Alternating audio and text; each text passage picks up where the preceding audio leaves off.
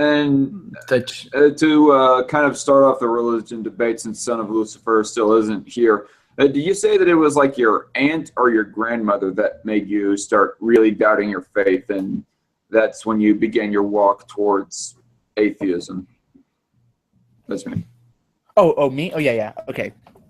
I'd be right back. I gotta get my surfboard down from the attic. All right. Hopefully. I'm going surfing tomorrow. All right. So to Be back. yeah. All right. Here, let me turn on my camera. So on the note of religion, when I was until I was 8 years old, I would describe myself as a pantheistic. Religion was irrelevant to my life. I wouldn't really accept evidence to prove or disprove the existence of God. I just didn't give a fuck about it. Then my grandmother, who was 80 years old and I was 8 years old at the time, first Christmas of '09, she went into a coma and passed away in 2010. It made me think about religion and God, and I was thinking, is there a God? Is there an afterlife? Is there something beyond this? And for weeks after she passed, I just have nightmares of that when we die, that's it. And that when we die, this is everything we've built in our lives means fuck all. We can't take anything with us. And then with the Boston bombing, it made me really reconsider religion. I would describe myself as agnostic. It would I'd go, but for the next few years I would border between agnostic and agnostic atheist, as I considered how there was just no convincing. There was nothing that could convince me.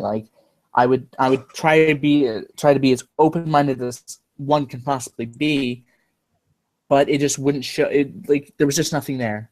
People would explain to me, and some of the weirdest logic you might have ever heard.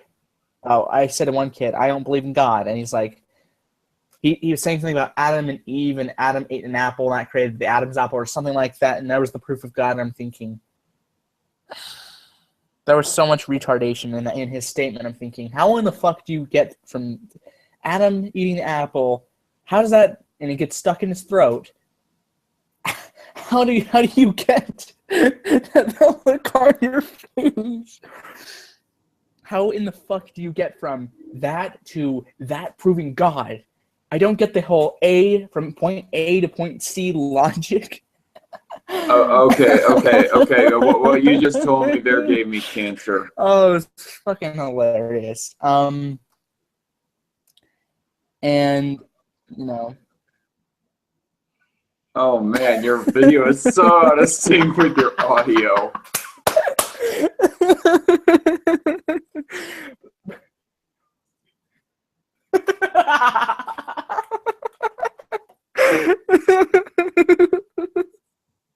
Aspen, can you hear me? Yeah, I can hear you. All right. Your video and audio seemed to have fell out of sync for a second there, so I did not know if you would be able to immediately pick me up or not. Oh yeah, I could pick you up when you first said that. My audio and video weren't syncing up. That's what also made me laugh. But it just never made sense. I asked him to explain that, and he just kept repeating it. I'm thinking, all right, it's like arguing with a pigeon. He trying to play chess with a pigeon, and who's just gonna shit all over the board, knock all over the pieces, and leave paw prints in the shit on the chessboard. It's pointless. And then I don't even. I think that even a pigeon shitting on a chessboard is a little bit better than that. Yeah. To be quite blunt. It's true though. So I remembered, and keep in mind it was a few months afterwards. I was in the state of Virginia, and I would go between Virginia, Maryland, and DC on a vacation, and that's where I would officially not believe in God. it wasn't because of what happened on the trip, even though it was one of the most physically exhausting trips because the humidity was fucking terrible. It was because I had time to think about it. I was away from family. I was away from any pressure. I could just think about it, and I wouldn't be afraid of getting bitched at because I were to have a different opinion from some of the crazy-ass Mormons in the state of Utah. But so as I was thinking about it, and I said, all right, people claim that God's real. And I know before anyone says it's not scientific, it's all spiritual. It's the initial claim was that God's real, or that he's real, but they can't show anything to say it's true. It's the initial claim, and by them saying it's spiritual, not based on any evidence, is, in my opinion, the admission that they can't refute the point. That it's an admission that they don't have anything to prove it. And I mean, in other contexts, we don't accept that type of line of reasoning. I mean, if I were to say Zach Edwards is a child molester, everyone's going to say in the Cult of Dusty tone, evidence, motherfucker. Do you have any? I referenced Bering's video for that quote of evidence, motherfucker. Do you have any? But you know, I just could not be convinced, and I think I'm actually I'm going to Google this just to be sure. I think there's the term strong atheist. Strong atheist. I think like its own term, like there's weak atheist and strong atheist. I think that's the case. You got weak and soft atheism. Apparently, there's strong and weak atheism. I'm gonna go to the definition just to be even. There's this dude in my comments who argues with me. He's saying the term atheist. An atheist cannot exist without a theist. Well, I was never religious. I was never in any religion. Atheists can't exist without what? You cut out there. Atheists, he said, cannot exist without a theist. And he also was saying that, it takes a theist to create an atheist, and that atheism is a bit of a generalization. He says, do you believe in certain gods? I'm like, no, I don't think that any of them exist. He's like, I think you're looking for igtheism, which I brought up the definition of atheism to back up my point. He's like, it's not authoritative. Well, I'd have to beg to differ, as certain words are authoritative, as the definition of murder, we all can agree on, is the unlawful killing of one human being by another. No one gives a shit. Well, the vegans and carnists bitch about that constantly. The definition of a faggot is also something SJWs and anti-SJWs bitch about constantly. The definition of certain things people don't bitch about at all. Like, what's the definition of, like, Twitter? It's the definition of the incredible Aspie. Nobody bitches about that. I'm going to Google that. So you're back. Sorry, I was browsing off of Google Hangouts. Aspie is basically Aspie's a name is a pretty much a slang word for somebody who has Asperger's syndrome. Yeah, but I'm still going to Google it to see what Google has to say about it. So is this a debate about religion or what? Yeah. Okay, I'm going to have to recap because Aspie wasn't here. Or if you want me to call you Hunter, I don't really mind. You can call me Skylar. I don't have a problem with it. Oh, your name's Skylar? Anyway, yeah. Yeah. All right, so to recap, from the time I could remember ever hearing about God, I would describe myself at the time as a pantheistic, as religion meant nothing to me, and that's what it's irrelevant to your life. You're not going to accept or reject evidence that proves or disproves God. And when my grandmother had passed away when I was 8 years old and she was 80, it made me reconsider my thoughts on it. And I was thinking, all right, is there God? Is there an afterlife? And my sister put this idea in my head, and I know Zach's going to get cancer for the second time. She was like, oh, we have guidance. And I'm thinking, why? Oh, it's illegal if you don't. And I'm thinking, bullshit. And I wanted to see how true this is. So I went up to someone and I said, I'm not a Christian. And they just looked at me and said, all right. I didn't give a fuck. I didn't go to jail for it. And I said, you're fucking lying. And then she shut the fuck up about it. And then I'm going to have to give Aspie cancer as I reveal this part. So I was talking to someone like after my grandmother had died, I would go between agnostic and agnostic atheist, as I was not sold on religion, but I wasn't sure about it, right? So this kid, I was talking to him about religion. I said, I don't really buy that God's real, but I'm not sure on it. And he says, Adam and Eve, he was saying something about Adam and Eve. Adam ate an apple, it got stuck in his throat, created the Adam's apple. I got the Bible too. Am I triggering you? I'm joking. I'm joking. You have a Bible. God, that'd be so funny if. That's cool. Yeah, like I saw this on my mom's coffee table, and I'm like, you have the Bible? And she's like, yeah. And she's like, I always wanted to read it through, and she's like, but yeah, when it comes to the Adam's apple thing, and therefore God's real, you should see Zach's face. That gave him cancer throughout this whole thing, and then, like, then after that, after the Boston, like a couple months after Boston bombing happened, I was on a vacation in Virginia, and I thought about it a lot more. And by the end of it, when I got back to Utah, I was just I believe there's no God, and I believe that since I've been open to the opposing viewpoint, of course, of the logic of it. Well, if you think about the supernatural, about the just don't convince me. The thing, my own parents.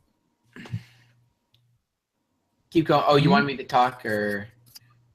Oh, I was just going to wrap up on how my family reacts about it. Some don't know I'm an atheist, and I'm not a closeted atheist. It's just I just never felt like telling them, and it just didn't seem as that big a deal.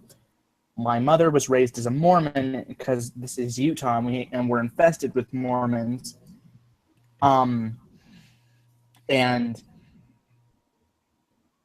she believes in God, but she's not subscribed to any specific religion.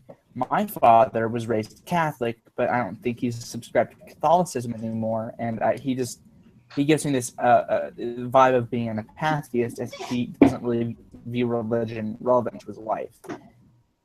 And I told them both I was an atheist, and none of them gave a fuck. So I'm like, you know what? I'm okay. As you were going to go on and tell me about the supernatural. Hello. Hello. Aspie? Oh, sorry. Yeah, I can. I'm typing this. I'll just keep you say something. I'm posting out this link, the link to watch this. You can watch me debate atheism against at S Man Speaks, and then I'll put in an exclamation mark, 3 exclamation marks, and then I'll that is your signature. And then right there, that is pretty much my signature, yeah. So anyway, I was going to talk about the idea of these kind of. So what your basically position is that you don't believe in exact, and not just the philosophy of religion. You also don't believe that there is a such thing as a supernatural being. It's kind of a it's kind of like it's all this or all that type of scenario. It's either when you believe in God, honestly, I think me and Zach would both agree. While there are certain, what we call them circumstances where we believe that God had an influence within our lives, there is no scientific real way to prove that there's such thing as an omnipotent being. You either believe this is where we go back to the topic of faith. You either believe there's a God or you don't. And when you think about a God, and when you think about whether since there's no proof, the fact that when people say, oh, there's no proof of a God, therefore there must be no God. If you think about it, even if let's imagine a God exists. If he existed, there would be no way he would be in a whole nother form of existence, of a kind of existence outside of our existence. That's why when I hear people say you cannot prove God with logic, it kind of makes me roll my eyes a bit, because if a God existed, you would not be able to prove it with any sort of earthly mechanism. You wouldn't be able to use a thermometer or a barometer or any certain type of measuring device. If a God existed, there'd be no way to measure his presence, not through electromagnetic. Even So here's my final statement on this. Here's what I see this as what I call the atheist dilemma. Now, I'm sure both atheists and Christians can agree to this. Let's go through this. Let me put it as good as I possibly can. You're a Christian, okay? You believe that there's an omnipotent God that created the heavens and the earth, and that he cares about us and watches over our daily lives. That is that's what you believe if you're a Christian. However, if you're a Christian, you're pretty much safeguarded if you live a clean, good life, believe in God, and pretty much live it's hard for me to explain, but if you live a faithful life where you try to keep clean and believe in God, you will go to heaven.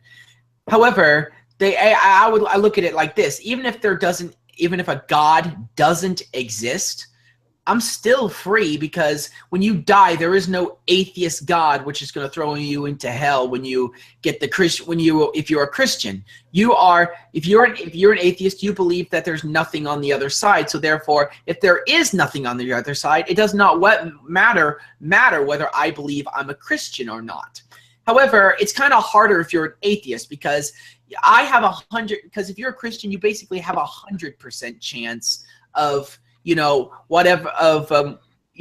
way you're going to be free. Either way you're going to be good. However, if you're an atheist, you have a 50% chance when it comes to the kind of chances of, how should we say, the afterlife, chances of what the afterlife is going to be like.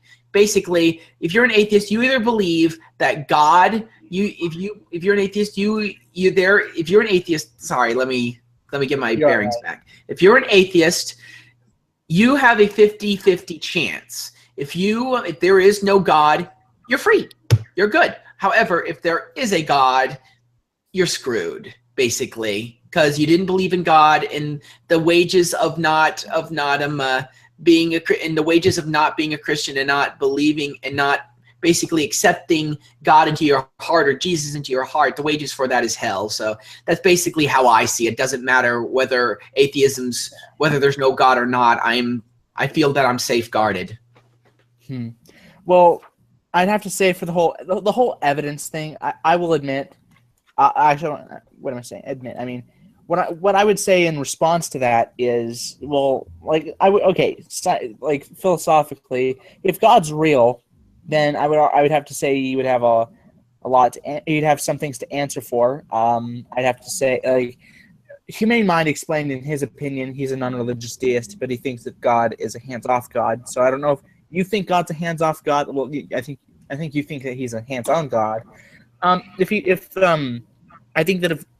think with God that it's really none of his business what, like, for instance, people do in. Like, if I don't believe in him, then him sending me to hell. I wanna just interject here. Apparently, Brandon says that he will not be able to come on. He says in the Cancer Podcast chat, "I don't think I'll be able to show up. I'm sorry. Mother made plans last minute." That is what? Now that's always kicking the pants. He says that his mother made plans last minute. Yeah. So I have this neighbor of mine who I would try to schedule to have some sort of event, but at the very last minute, his mother would like drag him to the grocery store with them for some reason. But anyway, is that person like an atheist or a religious person?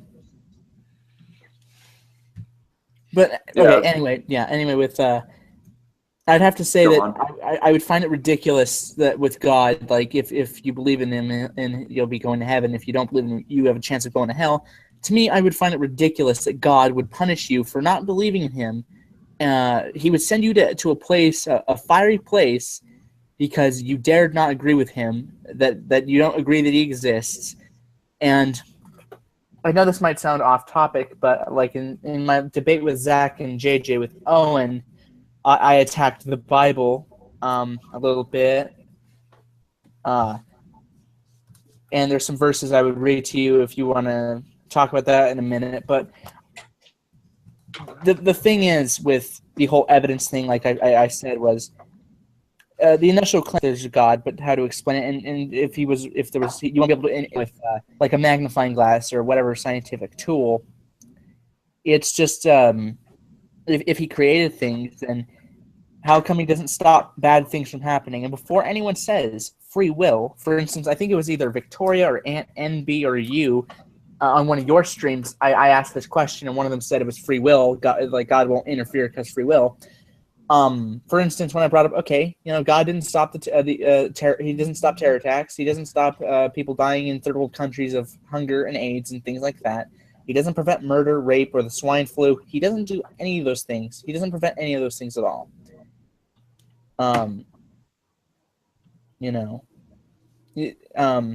He doesn't sound like a very helpful God. He doesn't sound like a very, why worship him if he's basically useless to help us when shit hits the fan?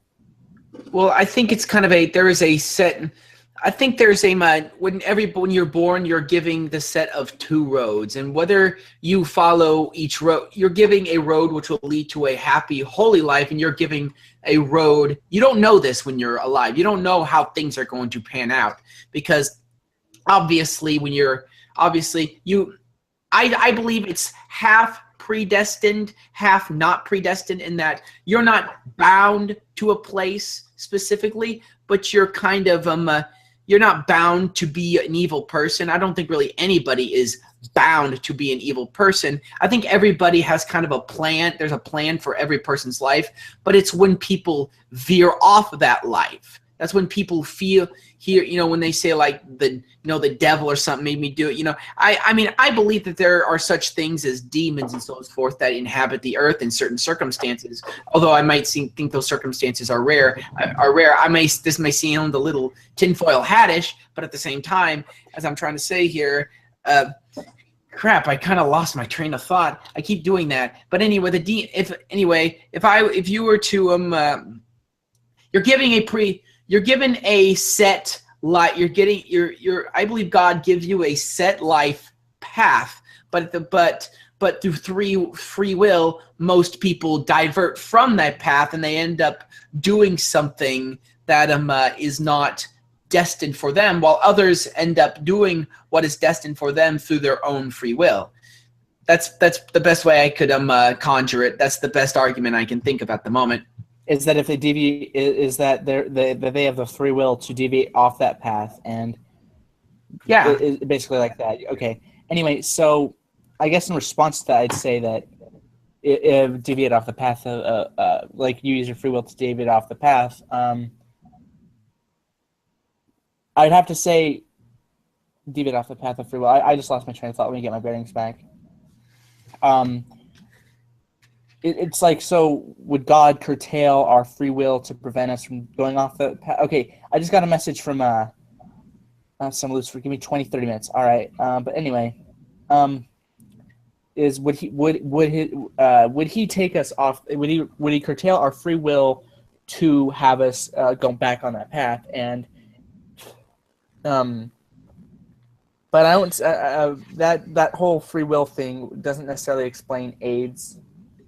The whole AIDS thing, or swine flu, or things like that, or hunger, because I don't think free will would have. After evil was injected into the world, evil takes many different forms in many different places. So those hurricanes and so on and so forth, while those may not be specifically created by God or the devil, it is a manifestation of the evil that was brought into the world.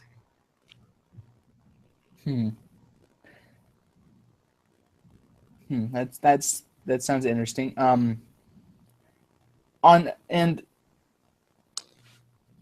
That is thought provoking. I'm not gonna lie, but with the topic of it being, I honestly have to say, well said, Aspie.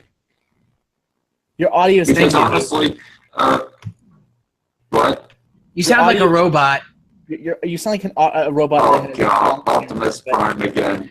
Anyway. Sweet dreams are made of this. Whoever mind to disagree, Yeah, but sing for us, Aspie. Sing for us. Get a lighter.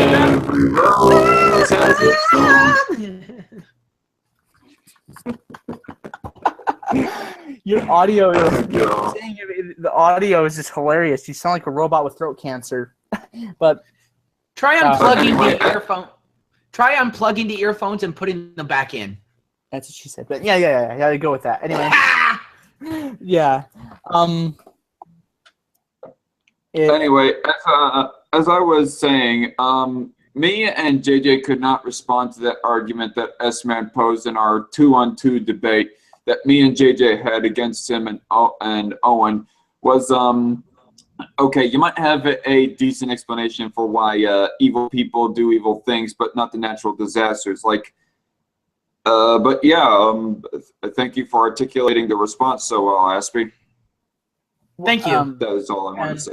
I've heard the arguments of that God has a plan. Like, kind of that's my interpretation of what Aspie has said. Like in the general statement of like he has a plan. You know, do you believe God has a plan? I just want to clarify. Yeah. Sure. Yeah. My question would be, why does he take so long? Why is he taking so long to go through on that plan? Why is it? What you mean? Why is he taking so long? God isn't at your beck and call. I mean, he doesn't do things when you want them to. God is an all-knowing God. I mean, it would be hard for me to say. It'd be hard for me to say God's not a servant. Okay, he doesn't. It doesn't. Things don't happen for you. Well, basically, here's what Elsa. Hey, Mom. Hey, when you're done with your vlog, just come tell me. We'll put the support in and everything. Okay. All right. Sorry. I just had to. She came in to tell me something. But anyway, what was I talking about again? You were talking about he's not on our beck and call, but I'll just respond to that right there. My point is that he should be at our beck and call. Like, okay, that's fair enough, but I don't think it'd be necessarily a bad thing for him to just enact his plan, because if he has a plan, it's kind of stupid to hold that plan back for so long. Well, that's my original point. There's already a plan in line for you, but you straight off of it through by leaving the straight and narrow and giving into your own evil desires. And isn't that not a bit subjective though? Like, how do you necessarily determine the straight and narrow, and how do we necessarily determine a morally sound life? One that's not full of drinking, drugs, premarital sex, I would say, or at least not being a sexual deviant and basically just not being a deviant in society is basically what I would say.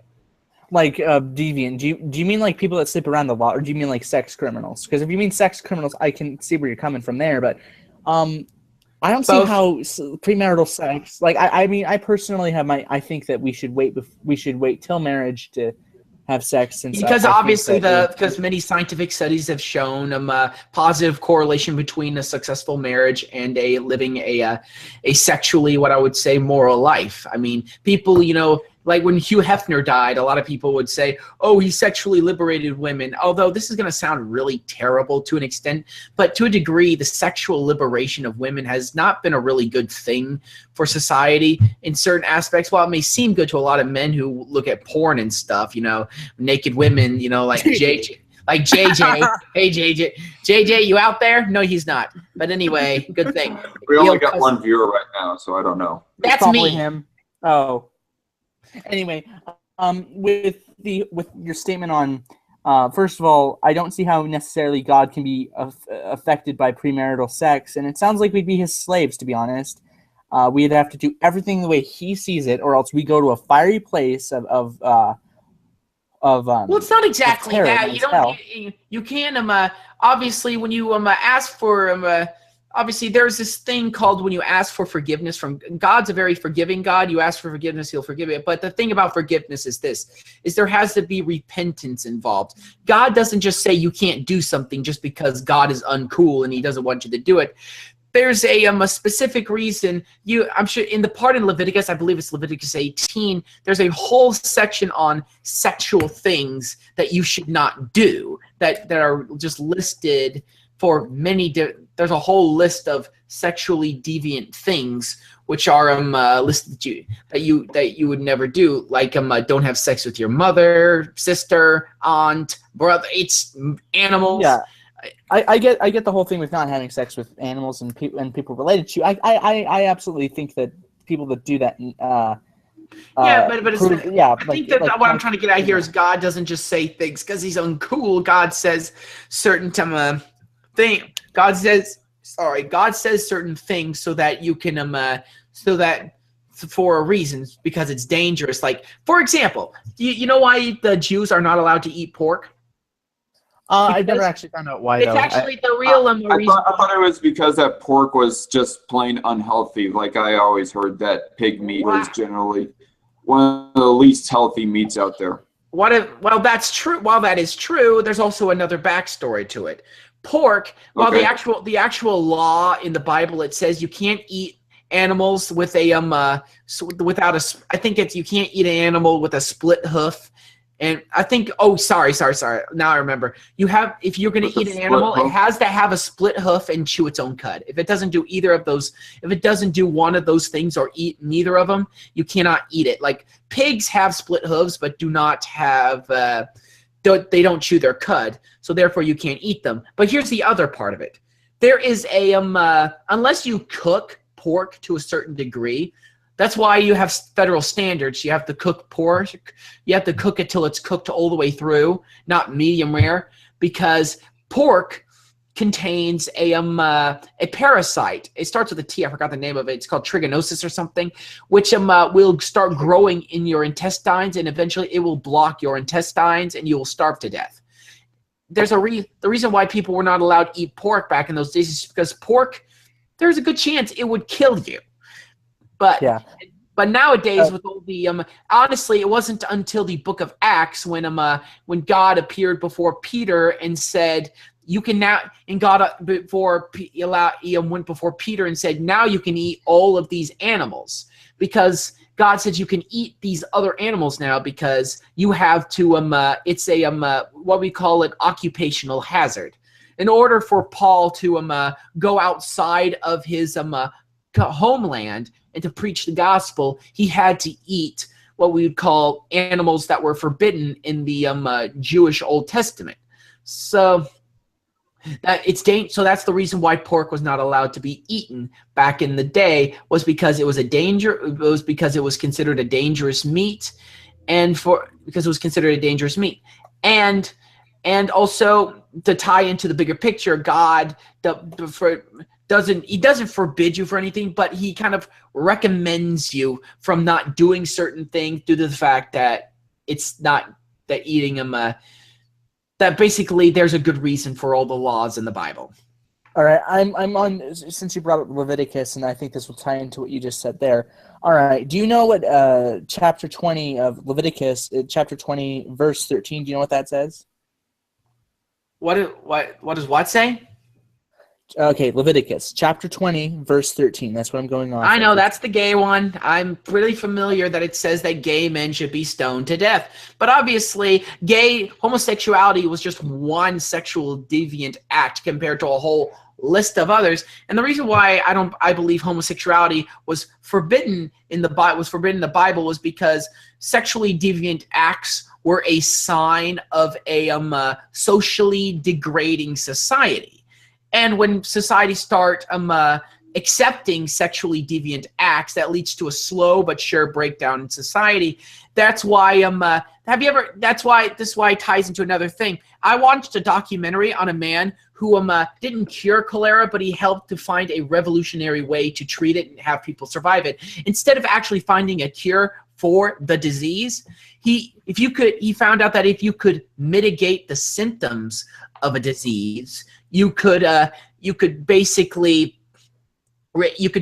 get people through that disease and have them survive it. Like cholera, if you got cholera, you would die of dehydration because you would get horrible diarrhea. But he found out that if you gave people opium and a bark from a certain tree it would stop them up, basically constipating them in a certain way, but it would prevent them from having diarrhea. And he found out if you did this, if you mitigated the symptoms, and people did, because that's how people died, was the symptoms. If you didn't die of the symptoms, your body would just fight off the disease and it would be no problem. That's how I see it with homosexuality. Well, homosexuality is not I don't believe homosexuals are evil. I also believe that homosexuality it doesn't cause the social degrading of a society. However, it is a sign of a socially degrading society. And one more thing, there's a study called the Mouse Utopia study by John Calhoun, which found that even in a utopian society where mice had everything in order, the mouse society that had been created eventually within about a couple of years degraded. It fell off the map. The society broke down. And one of the things there were 4 stages, and in the 3rd stage, one of the things that was a sign of a degrading society is that the male mice started to mount each other. So that's my argument: is homosexuality is a sign of a what we call a degrading society. Okay. You put homosexuals in quotation marks at one point, which I'm not sure why you did that there, but I do that. It's a speech habit. It's how I get through my thought processes. Sorry if I triggered you a little bit. No, I was just like he triggered Owen.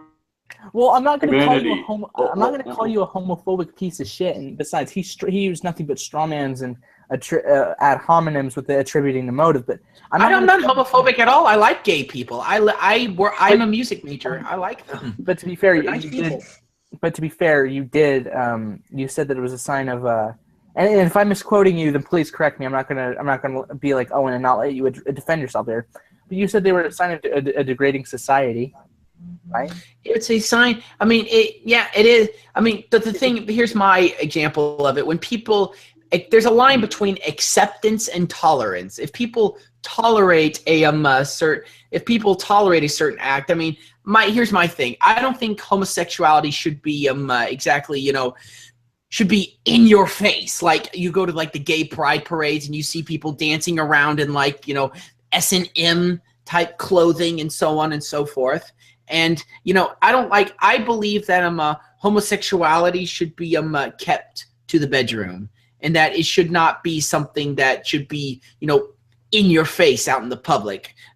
Typically, I don't think that. Well, what do you? Okay. I really don't want to witness it like out in your face and out in the public, whatnot. But at the same time, I have to say, do not restrict their freedom to have their freaking gay pride parades.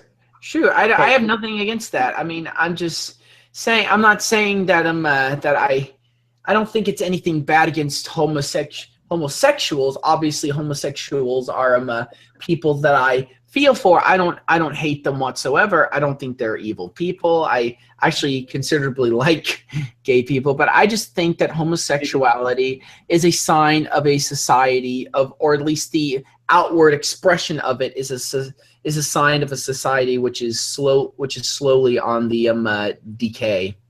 I just say it's people doing whatever they want. And here's the thing, right? I think gay pride parades are fucking stupid, as you celebrating something you're born with, not something you accomplished. It sounds fucking retarded. Just like straight pride parades. To me, I don't give a shit what you're attracted to. You keep that to yourself. I don't care. It doesn't matter. It doesn't matter whether you like to lick clit or suck dick. It doesn't matter.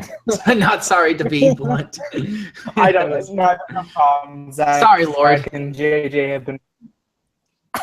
So, Anyway.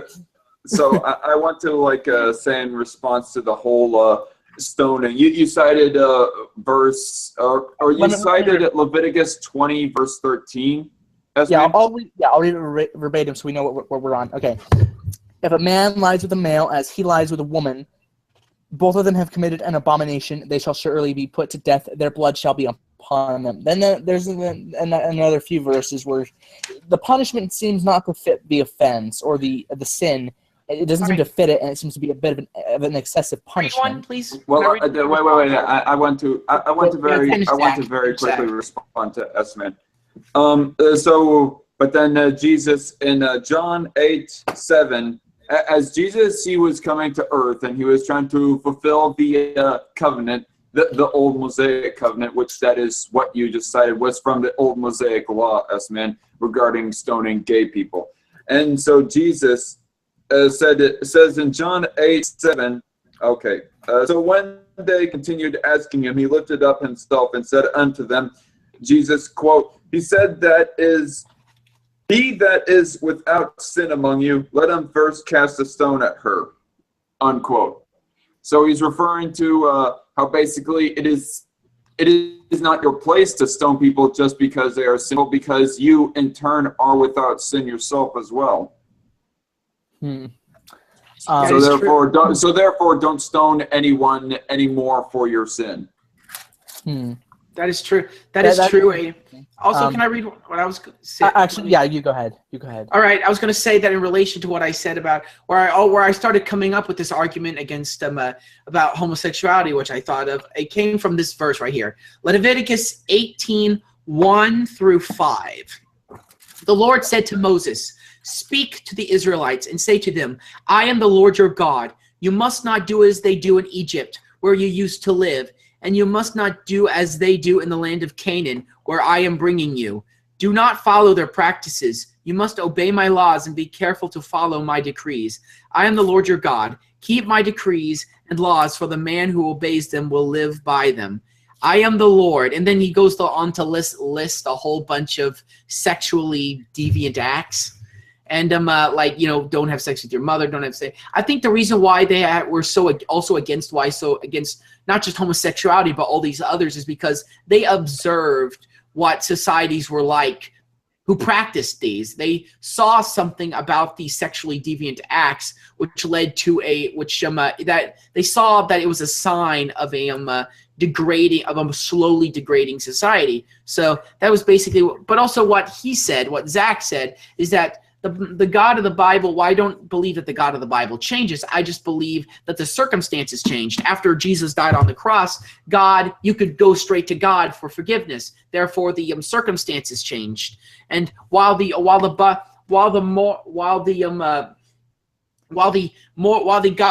don't follow the book of the Old Testament anymore, it's basically after it's unnecessary to kill gay people now, because you can go straight to the God, because the circumstances of forgiveness and coming to God has changed. Basically, is the best way I can put it. Yeah, and you don't have to commit animal sacrifices anymore as well, because Jesus was the ultimate sacrifice for everyone to recompense for your sins. If that is the proper word. Wait, like he sacrificed himself to like himself for sin, for our sins which he created. Yeah, I mean that's why he died on the cross.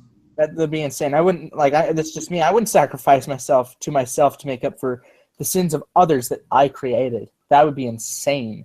And since you guys brought up that was the Old Testament we read, which I'm going to read a few verses which I can get the point of, but I would that I get the point of, absolutely. The naked, Leviticus chapter 18, verse 7, the nakedness of your father or the nakedness of your mother.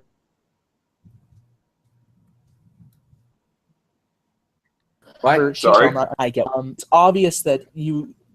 I didn't hear what you said. Aspie. Yeah, I didn't hear you either, man. Oh God. Anyway, okay. Chapter Leviticus, laws of sexual morality. I'm just reading off of this.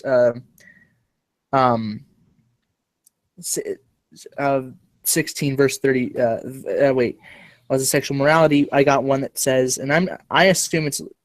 All right. It's one says the nakedness of your father or the nakedness of your mother you shall not uncover. She is your mother. You shall not uncover her nakedness. Leviticus chapter 18 verse 7. I'm just reading off of the Bible there. Well, yeah. Anyway, and then is it me or is some of this? Is it me or is some of your syllables getting cut out? Because I don't think I'm hearing everything. Are you in Leviticus right now? Yeah, I'm in Leviticus. I don't know if the Bibles you have and I have and the Aspie have the same number of pages. If we do, I'm on page 126. What's the verse number? Verse number, please. 18. Yeah, Leviticus. It says verse 18. chapter 18, verse 7, and I'll quote it again. Hopefully my audio didn't get cut out. Do not dishonor your father by having sexual relations with your mother. She is your mother. Do not have sexual relations with her. Good. Yeah, I Good. agree with it. I agree with it. Like I said, there's a few verses in there I can get the point of, and I get why it's a thing. I think that anyone who sleeps with their mother is a piece of shit, and anti-natives have a point with assigning a negative value at birth. Well, if it's somebody else's mother, I'm joking. Oh god. Anyway, MILF. Aspie, you dirty, dirty hoe. I know. Lord forgive me. It was just a joke. It was a MILF. Has anybody ever seen a MILF? Has anybody ever seen one? No, and I don't know if I want to, honestly. I mean, if it's what you're roughly describing with. Never mind. you guys, I don't care, but I would look on it. Just say chapter 7. Then there's the verse. Revelation chapter 14, verses 1 to 4. Only 144,000 virgin men will be saved. Okay. Wait. I thought I already responded to you on that one particular verse. I don't remember how you responded, though. Like I've said, I don't remember how exactly you responded to it. All right. And so, and I looked, okay, I'm in Revelations right now, reading chapter 14, verses 1 through 4. And I looked, and lo, a lamb stand on the Mount Zion, and with him 144,000, having his father's name written in their foreheads. And I heard a voice from heaven as the voice of many waters, and as the voice of a great thunder. And I heard the voice of harpers harping with their harps. And they sung as it were a new song before the throne and before the 4 beasts and the elders. And no man could learn that song about the 144,000, it's wording it kind of strangely here, which were redeemed from the earth. These are they which were not defiled with women, for they are virgins. These are they which follow the Lamb whithersoever he goeth. These were redeemed from among men, being the first fruits unto God and to the Lamb. So what was that you were saying about the interpretation of that verse, Sesman? I was saying, all right, so I will, hang on a second. Trying to, that only 144,000 virgins shall get into heaven? No, that they would be saved. I think that's what it said, where I got it. All right, so as I was looking for Bible verses to look to, like I was looking for those that were that had some contradictions to see how you guys would respond. Let me get into the Hangout again and show you exactly what I'm talking about. Hang on a second. Jesus. Oh, I missed Steven Crowder yesterday. He had Gavin McInnes and Paul Joseph Watson on his thing. It's cool. You like Paulie? Yeah, I'm not a fan of his. I mean, I used to find his videos funny, but nah, I'm not. Now he's just an edgelord.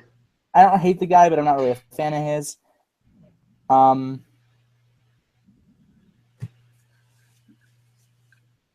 Jesus. What?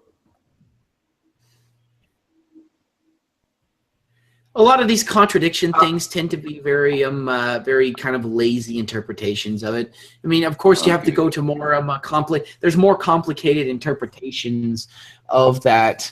I mean, you can't just take. I mean, the thing about the Bible is you can't take it at face value because you're gonna be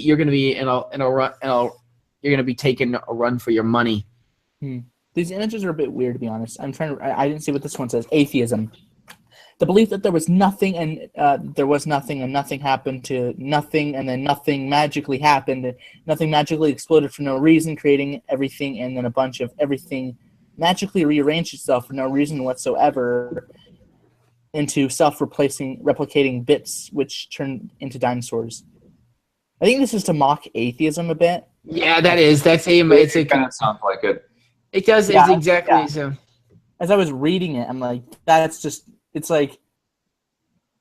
Hey, can you go back to the pregnant? There's that picture of that pregnant girl at the front. Can you go there real fast? I want to. How Okay, dreadful it will be for those. How dreadful it will be for those days for pregnant women and nursing mothers. There will be wrath against this people. Wait, Luke. I don't know if it's in the Old or New Testament. I'm gonna go see this for myself.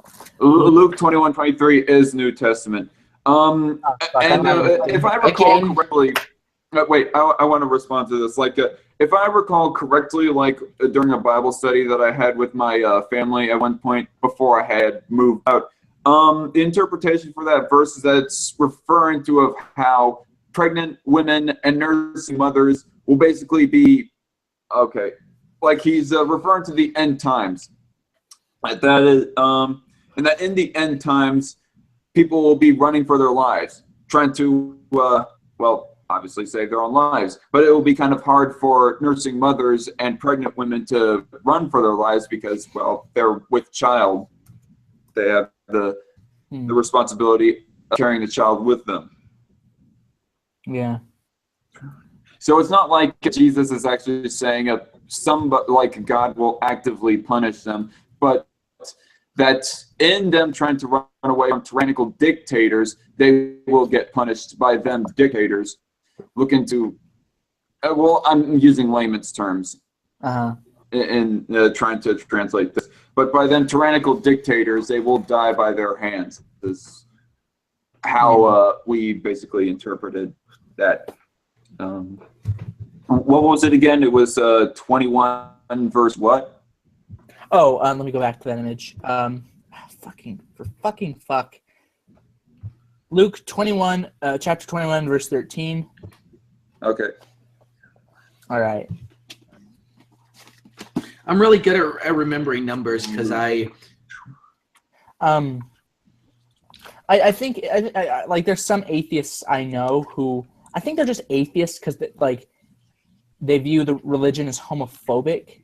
That's why or they hate religion because they view it as homophobic. Which, I mean, I can get why they would say that about the Bible if there's a verse calling for the death of gay people. Well, gay men, they don't say. I've never seen them say anything about lesbians. What was the verse number again? I keep forgetting. About killing gay men? No. About him. What is the pregnant one at the top? Luke 21 Luke chapter 21 verse 13. Oh, 23. Sorry, 23. Yeah, I would definitely have to read this entire chapter to give the full context of it because I want to be able to read this full chapter in a fair amount of time. But just by a few of these verses, it sounds like that Jesus is just explaining some hard times. For example, if I can find my place here. Then said he unto them, nation shall rise against nation, and kingdom against kingdom. This being in the same chapter, it's not the same verse, chapter 21, verse 10. I kind of risk reading it out of context in this, but it sounds like that in this chapter, Jesus is explaining the end times. That nation shall rise against nation, kingdom against kingdom, and great earthquakes shall be in divers places, and famines and pestilences and fearful sights and great signs shall be from heaven. But before all these they shall lay their hands on you and persecute you, delivering you up to the synagogues and into prisons, being brought before kings and rulers for my name's sake, and it shall turn to you for testimony. Yeah, I don't know if you guys have the patience to want to hear me read the whole chapter or not. But well, actually, yeah, it's kind of what. I think we'd have to. I think it'd be interesting to maybe. Actually, I'll explain this idea when we're off the air, because you guys might think it sounds crazy, but but whatever. About this whole thing, but maybe it would be in the interest of time, maybe you could give me your opinion on this verse, because my argument when it came to attacking the Bible is I think it's a bit hateful, and there's some things where they don't make much sense at all with, and why I don't blame people for not subscribing to any religion. Well, this was a very basic. Old time Bible times were not the same as today. You didn't have the same social structure or social qualms or systems as you do today. This was a very early society, and I believe God was very strict in his rules, because any sort of deviance within a society would have caused it to break down. So while something like this may, in today's standard, look completely may look completely unjustified, back in those days it was justified due to the fragility of these societies and the fact that, hi Whitey, that that's many of the Wait, what? Oh, I invited him in. He's Yo, probably gonna yell at you for sending him the link. I don't know. cuss we're me just- out, Whitey, and go. We're discussing religion and we're discussing Bible verses and how maybe there's a few that are fucked up. But how are you doing? Hi.